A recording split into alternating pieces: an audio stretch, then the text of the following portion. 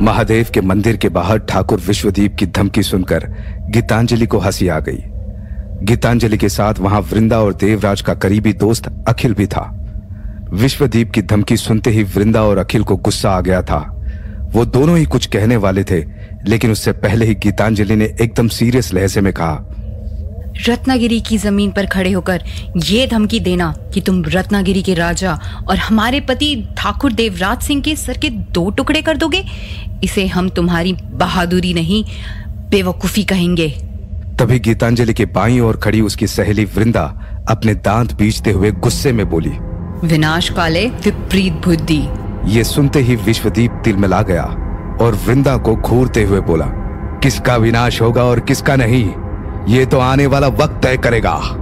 विश्वदीप का कहा एक एक शब्द अखिल को अपने सीने में एक खंजर जैसा लग रहा था। वो गीतांजलि के पीछे खड़ा हुआ था। अखिल तेज कदमों से विश्वदीप के सामने आकर खड़ा हो गया और गुस्से में बोला, तू मेरे मित्र देवराज के सर के 2 टुकड़े करेगा? इतनी औकात कब से हो गई तेरी? अखिल जाने दो, इसके मुंह लगने का कोई मतलब नहीं है। देव खुद इसे सबक सिखा देंगे। देव को अपनी तलवार पर इसका लहू लगाने की कोई जरूरत नहीं है। इसके सर के 2 टुकड़े तो मैं ही कर दूंगा। ध्यान से सुन विश्वदीप, मैं अखिल महादेव को साक्षी मानकर यह प्रतिज्ञा लेता हूं कि तेरे सर के 2 टुकड़े मेरे ही हाथों से होंगे, इस जन्म में भी, और अगर हम किसी और जन्म में फिर सामने आए तो उस जन्म में भी। और याद रखना कि तेरे सर के 2 टुकड़े करने से पहले मैं एक बार भी नहीं सोचूंगा। अखिल की प्रतिज्ञा सुनकर विश्वदीप मुस्कुरा दिया। फिर वो अखिल के थोड़ा करीब आ गया। अखिल गुस्से में विश्वदीप को घूर रहा था और विश्वदीप बिल्कुल शांत स्वभाव से अखिल को देख रहा था कि तभी वो हुआ जो किसी ने सोचा नहीं था। विश्वदीप ने एक जोरदार तमाचा अखिल के गाल पर जड़ दिया और ऊंची आवाज में बोला, जब 2 बड़े बात कर रहे हो तो नौकर बीच में नहीं बोला करते। ठाकुर है हम, और तू क्या है ये यहां सभी को पता है। अगर तू देवराज का मित्र नहीं होता तो यहाँ के लोग तुझे इस मंदिर में भी नहीं घुसने देते। तो कुछ भी बोलने से पहले अपनी औकात याद रखा कर, वरना अंजाम बहुत बुरा होगा। थप्पड़ खाने के बाद अखिल ने एक नजर गीतांजलि की तरफ देखा और अपना सर झुका लिया। तभी विश्वदीप फिर से गीतांजलि से बोला, अगर तुम नहीं चाहती कि ये सुहागन वाला जोड़ा हमेशा के लिए एक सफेद साड़ी में बदल जाए तो समझा देना देवराज को, वो हमेशा जितना दूर रहेगा उसके जीने के दिन उतने ही बढ़ जाएंगे। विश्वदीप के कहे शब्द गीतांजलि के दिल में तीर जैसे लगे। इसके बाद गीतांजलि ने आओ देखा ना ताओ और जोरदार तमाचा जड़ दिया विश्वदीप के गाल पर। विश्वदीप खुद को संभाल पाता और कुछ कह पाता कि तभी गीतांजलि ने गुस्से में कहा, ये देवराज के लिए और ये अखिल के लिए। इतना कहते ही गीतांजलि ने एक और तमाचा विश्वदीप के गाल पर रसीद कर दिया। ये 2 तमाचे खाने के बाद विश्वदीप एक पल के लिए भी वहां नहीं रुका। वो अपने घोड़े पे बैठा और अपने साथियों के साथ वहां से रफू चक्कर हो गया। विश्वदीप के जाते ही वृंदा बोली, बदतमीजी से तो विश्वदीप मुझसे भी बोला था, लेकिन तूने मेरे लिए उसको थप्पड़ नहीं मारा, बस देवराज और अखिल के लिए मारा। ऐसा क्यों? ये सुनकर गीतांजलि को हैरानी हुई। ऐसा कुछ तो उसने सोचा ही नहीं था। वो हैरानी से बोली, ये तू क्या बोल रही है वृंदा? मैं तो उसे 2 थप्पड़ और मारती, लेकिन तूने देखा तो वो कैसे दुम दबाकर भाग गया।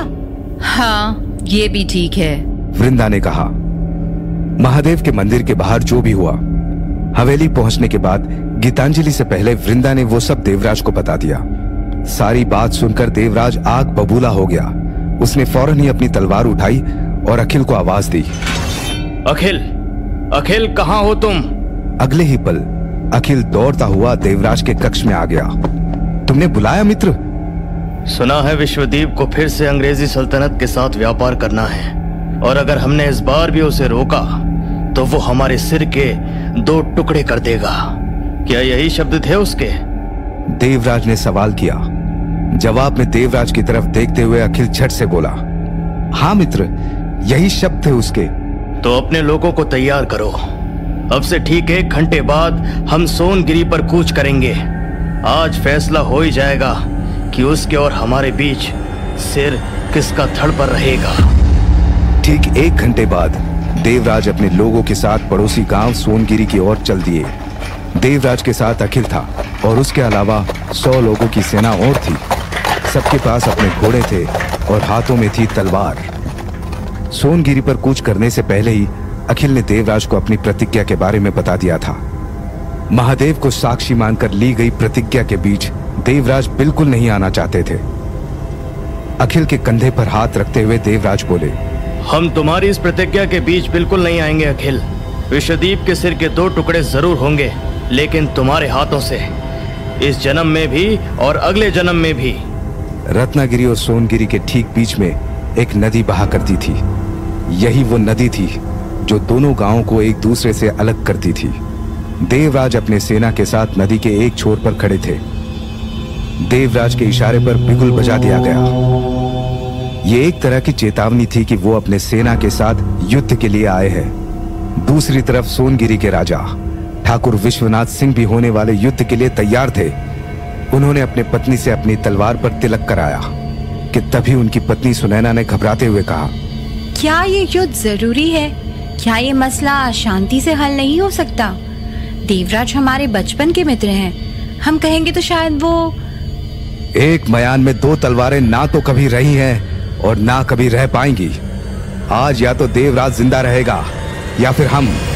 और वैसे असली सवाल तो यह है कि आप किसकी जिंदगी के लिए दुआ करेंगी, हमारी या देवराज की? ये कैसा सवाल है? विवाह के बाद से हमने आप ही को अपना सब कुछ माना है। हमारी दुआ भी आप ही के लिए होगी। आपने हमें अपना पति माना है, लेकिन कभी हमें अपना प्रेमी नहीं माना, क्योंकि प्रेम तो आप आज भी देवराज से ही करती हैं। हमें समझ नहीं आता कि आखिर उस देवराज में ऐसा क्या है कि हर कोई उसी से प्रेम करता है। तभी एक तेज हवा का झोंका विश्वदीप के कक्ष में आया। उसके पूरे बदन में सिरहन सी दौड़ गई। विश्वदीप को लगा कि कोई हवा वहां पर आई है। कौन है यहाँ? कि तभी सुनैना की आंखें एकदम से लाल हो गई और उसका पूरा शरीर हिलने लगा। फिर अचानक से वो शांत हो गई और डरावनी आवाज में विश्वदीप से बोली, देवराज नहीं, आज के युद्ध में तो तू मरेगा। अगर तू नहीं मरा तो फिर ये लड़की तेरी पत्नी सुनैना मरेगी।